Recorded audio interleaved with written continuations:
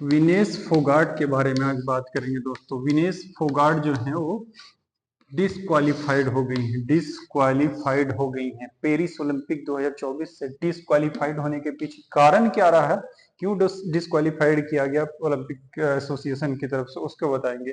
सबसे पहला दूसरा तीसरा मुकाबला बताता चलूं। पहला मुकाबला इन्होंने खेला था जापान की जो वो रेसलर थी, वो 82 मैच जीत कर आई हुई थी। 82 मैच में फिर एक भी मैच नहीं आ रही थी, उसको पटखनी दे करके ये विनेश फोगाट ने वो इतिहास रचा था। एक तरह से इतिहास रचते हुए ये फिर क्वार्टर फाइनल में एक महिला से खेलती हैं और रेसलर से खेलती हैं, और वहां क्वार्टर फाइनल जीतने के बाद फिर सेमीफाइनल में क्यूबा की रेसलर से होता है। और क्यूबा की रेसलर से जो ये सेमीफाइनल जो जीती थी दोस्तों, सेमीफाइनल जो जीती थी, आपको बताता चलूं, ये जो इसको हराया था 3-2 से हराया था, और इसको जो हराया 5-0 से।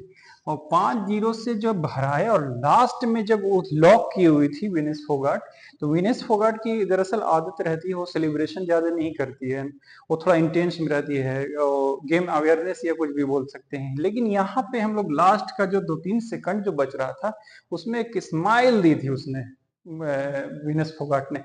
वो स्माइल भारत के लिए एक मजबूत इशारा था। लेकिन ये सेमीफाइनल जीतने के बाद जब फाइनल का मुकाबला था दोस्तों, फाइनल का मुकाबला आज होना था 7 अगस्त को, तो उसमें वेट जो होता है, ये जिस वेट में खेल रही थी, तो 50 केजी वेट, उसको 50 केजी वेट में ये compete कर रही थी। लेकिन उसमें होता क्या है दोस्तों 50 केजी में, कि 50 केजी से आपका ज्यादा एकदम नहीं होना चाहिए, थोड़ा सा कम हो सकता है।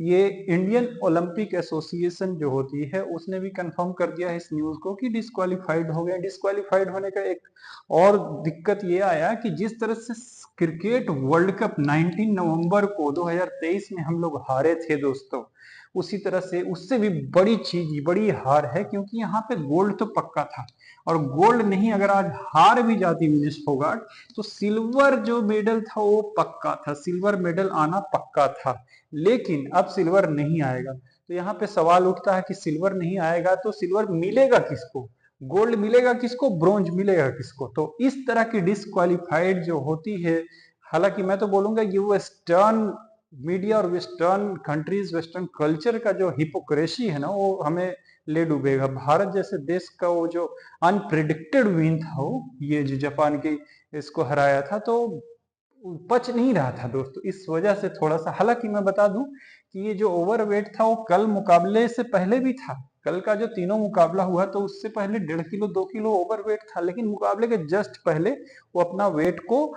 डाइटिंग करके और जॉगिंग करके उस उन्होंने कम कर लिया था विनेश फोगाट ने, और compete किया था तीनों मुकाबला। लेकिन और इस रेसलिंग के फाइनल मुकाबले में पहुंचने वाली पहली महिला भारतीय रेसलर बनी थी विनेश फोगाट।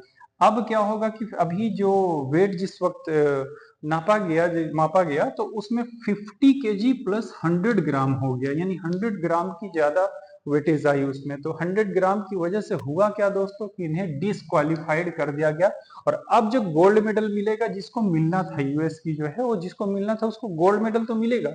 ब्रॉन्ज के लिए जो दो सेमीफाइनलिस्ट जो हारे हैं उनके बीच लड़ाई होगा, उनको ब्रॉन्ज मिलेगा। सिल्वर किसको मिलेगा, तो सिल्वर इसमें अब किसी को नहीं मिलेगा। लेकिन मैं भी चाहता हूं कि छोटी सी इसमें, ये मैंने बता दिया प्रोसेस क्या क्या होता है।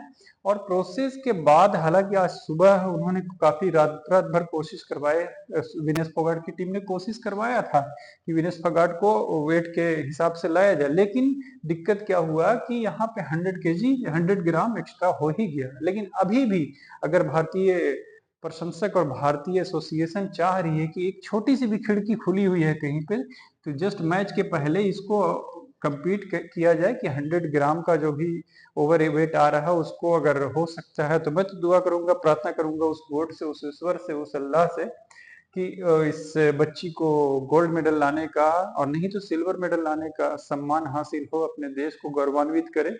और दोस्तों, हार्ट ब्रेकिंग न्यूज है ये, हर भारतीयों के लिए हार्ट ब्रेकिंग न्यूज। इससे बड़ी अभी जो हार्ट ब्रेकिंग अभी तक नहीं हुई थी, क्रिकेट वर्ल्ड कप में धीरे धीरे हुआ था। ये सिल्वर मेडल पक्का है और वहां पे आप इसको डिस्क्वालीफाइड कर दो, तो ये अनएक्सेप्टेबल, अनबिलीवेबल, अनअप्रोचेबल, जितना बोल सकते हो।